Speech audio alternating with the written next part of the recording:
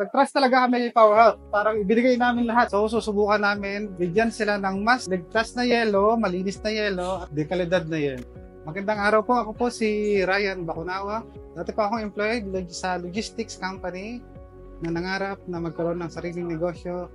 At ito nga, yung yelo. Naisip kong magnegosyo kasi siguro it's time na kasi medyo nagkakaedad na tayo, medyo marami na tayong needs, marami na tayong wants na gusto nating mangyari sa buhay natin, na gusto nating ma-settle. Naghahanap talaga kami ng negosyo, pinag-isipan namin kung anong negosyo, maraming negosyo na patok. Pero yung si Powerhouse, nakita namin yung mga post niya, yung mga previous client niya na super satisfied sila at na-amaze kami dahil yun nga, yung yellow madali siyang i-market. May mga nagbebenta kasi dito ng yelo, hindi naman siya purified. So, susubukan namin, bigyan sila ng mas ligtas na yelo, malinis na yelo, at dekalidad na yelo. May mga nakita kaming mga supplier ng machine, pero sa tingin ko, kaya kami napunta kay Powerhouse kasi madali siyang i-approach. Si Powerhouse talagang naging number one na choice namin kasi nakita namin sa mga reviews, sa mga feedback, sa mga comments na